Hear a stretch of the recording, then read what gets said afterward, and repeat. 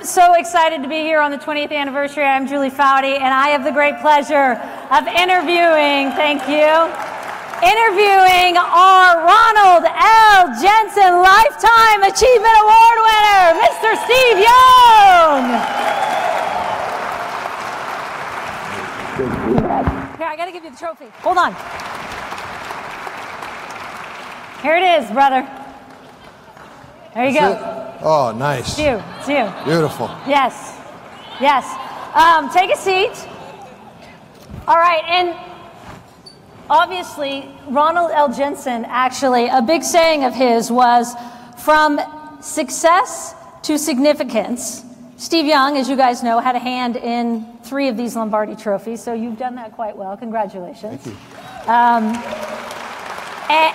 And before we get that conversation started, I feel like our last video tonight, let's check out Steve's career and his highlights.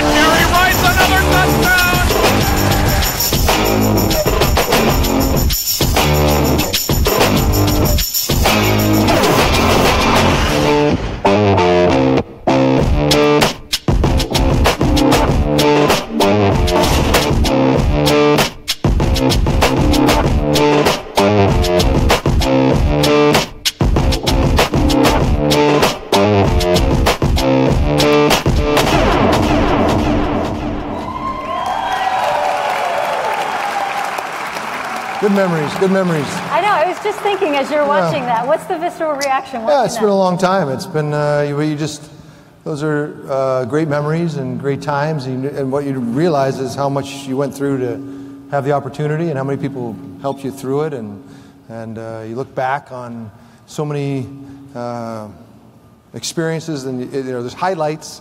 But when there's a highlight film, there's like 6,000 lowlights, And we didn't show any of the lowlights. No, I was funny. I was at an elementary school making a speech, and I had a little highlight film. I showed it, and one of the little kids afterwards said, "Well, is that yours? Or is that Jerry Rice's highlight film?" Both. I said both. We're a team. We're a team. That's right. We're in it together. Yeah. But, those are, and throughout the night I've been thinking about the coaches, and some of it was very emotional. Some of these coaches that were award winners, just how they've built off the backs of other people, seeing how to do it better, recognizing that it's okay, creating athleticism in coaching. And then I've always said about in athletes, one of my favorite stories is Reggie White, one of the great players in the NFL history, is a Hall of Famer. He's a friend of mine. His football card said 6'8", 300, and that's code for 6'10", 400. And he was a huge human being, but he was well built. He could run, and one of the great players of all time. Whenever we played him, he was on the Packers for years, and when we played the Packers, he was the guy that would always be after me, and you could hear him coming. And the intensity of football in general, and then the adrenaline and everything, especially when we played the Packers, it was heightened because it was a big game, or it was a championship game, or a playoff game. And I'd hear Reggie, and then he'd be throwing people out of the way. He was that big and strong. You're like, oh crap, here he comes. And then all of a sudden and then in an instant, through all that intensity, he'd grab me, and then he'd roll backwards and then let me land on top of him. And then he'd go, hey Steve, how you doing? I'm like, all right, I guess, We were friends back. We broke in the league. We went to the USFL together in 1983. He was looking for a lawyer coming out of Tennessee, and my dad was a lawyer, so we knew each other from the Senior Bowl, and so he and my dad got to be buddies. And so whenever he would play, he'd want to come talk to me. And so I'd hear him coming. And then he'd come in on that. How's your dad? You know? In the middle of a game. Yeah, of course, in the middle of the game. I'm like, Freshy, can we talk later? I mean, it's great.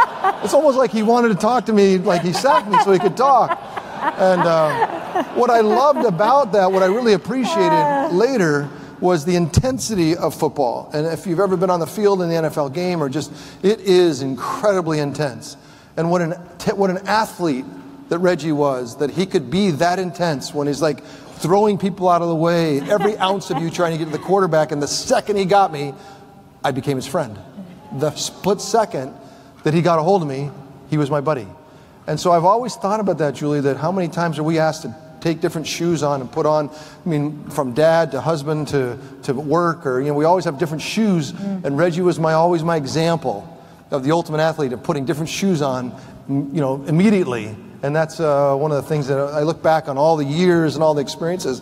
The things I appreciate is what you guys are, what PCA touts, is that the richness of athleticism and the heart and the things that you can learn and the things that make you a better human, and you pass that along. So anyway. How many?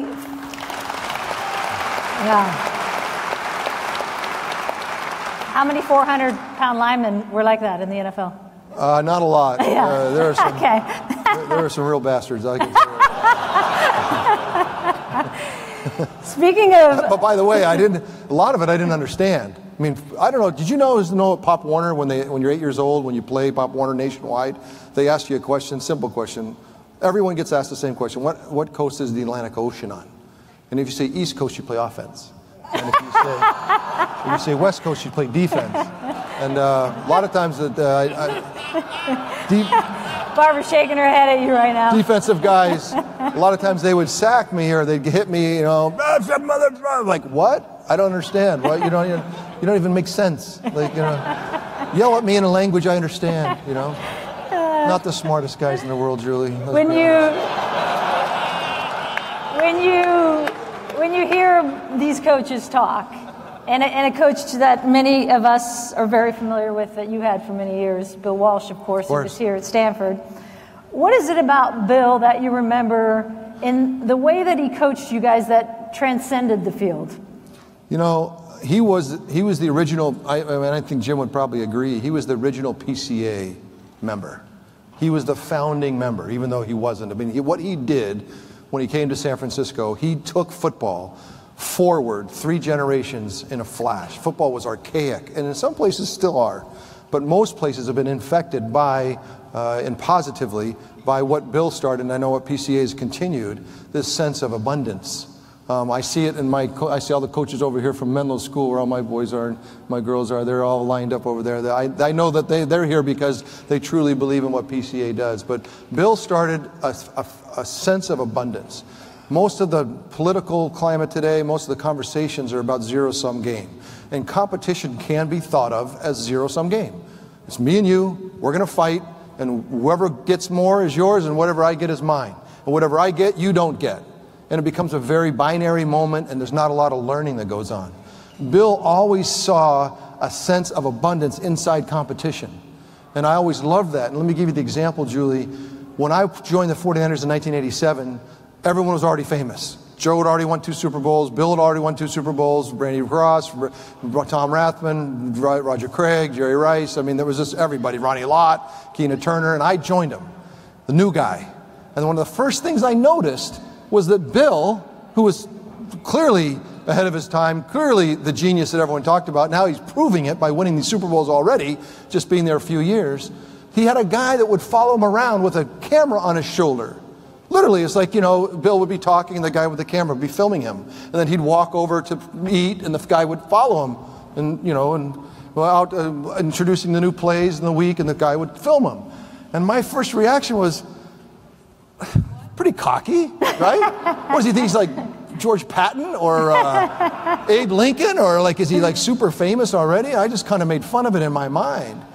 But I had to eat crow because later he was one of the first ones that wanted to put the opportunity, especially for his black assistant coaches. He was well ahead of the Rooney Rule. He wanted them to have opportunities. And what he was doing, what is he creating a toolkit, a video, audio, paper-based, full kit of everything that he knew.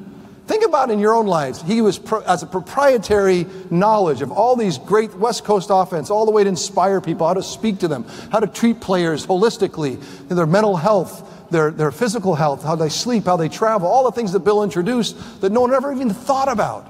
He packaged it all up, all the plays that he called, all the speeches he had written, packaged it all in one thing. And then when his assistant coaches would leave to go be head coaches in the league, which he encouraged, he would hand them the toolkit. And then he would say to them, I'll see you in the championship game. Who does that? Who at the height of their career, when they own something, when they know that they're ahead of everybody, that no one's even close to them, and maybe could run it out alone on his own for 2 generations, would say to those people around him and take the time to collect it all up and then hand it to him and say, I'll see you in the championship game. And the amazing thing is, he did. Mike Holmgren took the toolkit, came back with the Packers, and beat us. And at the game, you're like, Coach, why did you do that? Well, I asked Brett Favre, I go, Brett, what did Mike Holmgren's speech last night, the big game speech? He told me the speech. He goes, that's Bill's speech. It's his big game speech. He listed it, and Mike just read it to the Packers to go get the, So I'm amazed when I think about abundance. And then I look around the league today. I go around on Monday nights, and I see all the teams. Yeah. And everybody, the Chargers, the Rams, the 49ers, the Raiders, the Seahawks, the Packers, the Chiefs, the Eagles, the Patriots. I mean, they're either coached by someone directly who has the toolkit. I'll ask them, you got the kit? They're like, yeah, I got it. Andy gave it to me. Mike gave it to me. John Gruden handed it to me. Like, it's everywhere now. And what has it done? What's the spirit of abundance for his profession? The opportunities, it's actually a legacy. Whereas if you just zero-sum game, Julie, if you just say it's me versus you and I'm going to fight and I'm better than you and I have it all, then okay, you win a lot, but what comes? What's next? And when you asked me about Bill, I couldn't help it. I have to tell you that story because I think about myself in relationships. How can I be more abundant in my relationships? And it is the ultimate gift and beauty of great coaches is that they go and empower others, which is what you heard so much of tonight. In your book, which is tremendous, you talk about the anxiety you had as a player, which I think is fabulous because I think everyone sees a Steve Young type of player, 3 Lombardi trophies, and they think, this guy has always just had it. It's been natural. Oh, you think like Michael Irvin used to tell me, I'm so good looking, Steve, I'm on the 1-yard line, I just fall in the end zone. I guess that wasn't very funny. What would you tell a young player who's struggling, or even an adult who's trying to help a young player or coach out there who's struggling with that anxiety? Well, thankfully, the book was really, I had the idea of giving it to my kids, my story, and my wife Barb's here, and I love her for all the time and effort she put in to making that happen. That would have never happened without her, so that's just the beginning of the things I owe her. But, the anxiety came through it. I didn't really realize that it wasn't something that I thought a lot about. I tell people about it because it's part of my story, but it's what's resonated. The idea that I grew up as a kid afraid of sleeping over at other people's houses, which you don't know is actually was a clinical separation anxiety, and had no idea. And then I grew through it, and all the things that it manifested it through my career and all the times that I struggled. And finally at 33 years old, and Chris Clint is here, who's Jim Clint's wife. Jim was the internist for the 49ers, who was the first one when I finally was at the low point, the pit of kind of despair through what had happened to the team, what I was expected, the weight of it all, the anxiety that kind of drew me into a certain situation. I finally went to him after a game, after a win, because I told him I'd never go after a loss because you don't want to show your weakness. And I went to him and I said, Reggie, that's what we called him, Reggie, I think something's wrong with me. Like I'm not sleeping, I'm depressed, I can't function, I can hardly, and he's like, well, as I explained it to him, he listened, and I noticed as I stared at him, I was nervous about telling him these things because it's a sign of weakness, and you don't want to do that in the NFL. And as I told him, I noticed, I was staring right at him and very intense, that a huge ball of tear or water kind of in his eye, and then it just fell. And then as I was talking to him, another one just balled up and fell. And I'm like, Reggie, are you crying? He goes, Steve, I have struggled with anxiety my whole life. I barely made it through medical school. What you have is undiagnosed childhood separation anxiety. I go, I had no idea. That's what this is? I'm like, yeah. And that began a process of being able to name all this stuff that I was feeling that I didn't even understand. And it allowed me a chance to kind of beat it down. And now today, it's like if you keep going through it, not around it. I always tell people, what's the secret to this life? I said, go through it, don't go around it. And every time you go through it, now I'm on the other side of it. And honestly, I don't, it's kind of out of me. But it took a long time to realize what was even happening. And I'm really grateful for the people that put up with me all those years.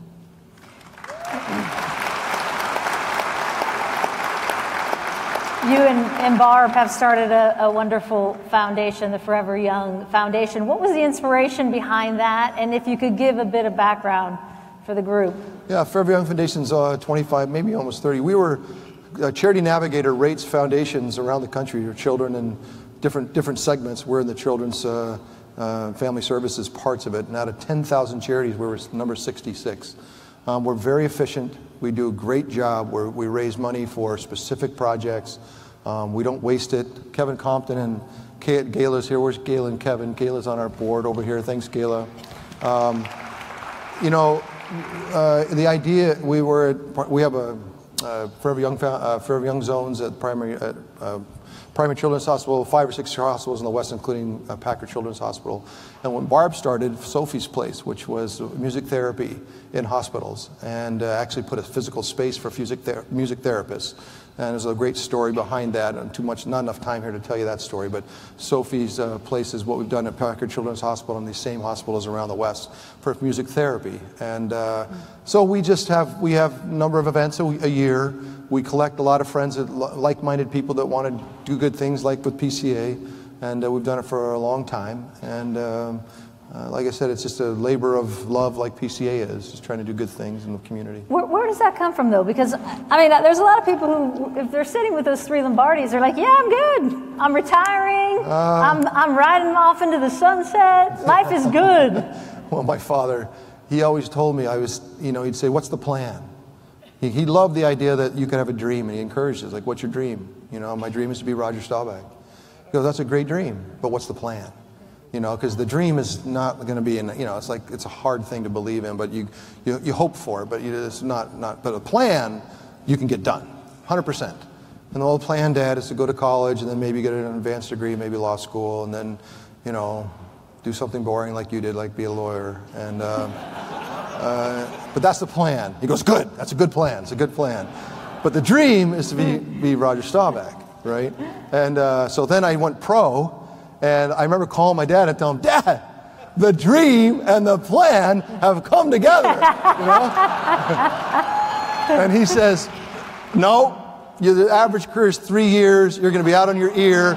What's the plan? What's the plan? And so I actually ended up going to law school in the off seasons for the 49ers starting in 1988, and through 3 Super Bowls, went to winter semester at BYU to finish 6 semesters of law school, and graduated the winter after my Super Bowl in 1994. So when I graduated,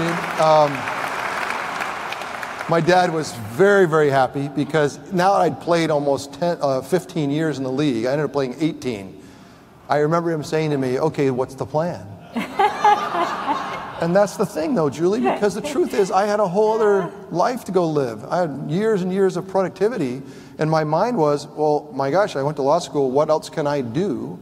And what am I going to be? And humble yourself and start over. And that's what I've done over the last 18 years. And it's a whole nother life that was available out there, because my dad said, what's the plan? And it's so funny, too, because now you're thinking, over the years, I'd be like, Dad, thanks so much for forcing the plan on me. And the thing he'll say to me is, well, you promised me to take the bar. you know, which I did promise him, and I didn't do. And every once in a while I'll see him, I go like, hey, the bar, remember? And I'm like, what am I going to do, Julie? I can't go back and take the bar 20 years later. You can't do that. But I found out in North Dakota, you don't have to take the test. You just have to live there. And so if I move to North Dakota, we know why. You'll know why, because I have to finish the plan.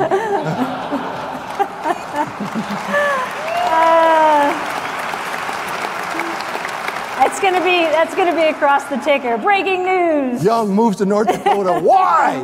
The plan. In last question, in this sports crazed world, and I have an 11-year-old who's here tonight and a 9-year-old son at home, and we know how crazy it is on the sidelines with parents, with coaches. How important is it when you see these coaches sitting up here in the work PCA does in this environment right now? It's vital, because it is the great social experiment. It's where social wellness and social expertise is taught. In the classrooms you get a little bit of it, but out on the fields is where it really happens. I've always said that out on the football field or any other sport, the truth happens. And that's where the human interactions, if you pay attention, you can learn about. I can take experiences I had on the field and express them in another way in every place in my life today. Business, home, family, marriage, anything. They're all relative to what happened on the field. So what's happening there is the great important place where all our kids are learning how to be, how to act with each other, how to interact, how to expect, what to do, how to deal with failure, success, all happening right there. And the coaches are really the ones that are the mentors, the experts. And if they have the expertise to deal with what's the beautiful thing that's happening right in front of you, the development that happens to every kid that plays, that participates, and it starts very young. And so if every coach is empowered and has the tools, the toolkit, to show people, to show kids and give them ideas on how to deal with different experiences, different things, all of a sudden you're paying it forward so much for a whole generation of kids. Don't get me started, Julie, because with Jim's thing with PCA, I've been like, we have got to get this everywhere. Every human who coaches or talks about it or thinks about it has to be exposed to PCA. So tonight, we know we're raising money, we know we're trying to do that, but if you have influence any place to drive PCA further, to get people to know it, because what it is it teaches the values. It teaches you that, you know what, competing is just a small piece of it. In fact, I know people that wanted to be the ultimate competitor. I'm the ultimate competitive guy. You know what? I learned from Joe Montana and others, there are times to be the ultimate competitor. There's times to not be. There's times to be other parts of your humanity. You don't have to race everybody to the car door and put your hand, number one. You know, it's like, no, who cares? You know, who cares? Like, be athletic. Be able to be a great competitor, a great friend, a great family member, a great human. And so PCA is really about the human parts of us using sports to teach the most critical values. And we can get away from zero-sum game conversations. We get into a zero-sum conversation in this world, we have no legacy, we have no abundance, we have no real future. We might win. What's next? Just another fight? Or are we going to actually grow seeds and become 1 + 1 = 3? And so I think PCA is that sense of abundance that we can bring to the world, and we just pick sports. And so, Jim, I applaud you, and Julie, and everyone that's associated, everyone here tonight, thank you for coming. This is a beautiful thing, it really is.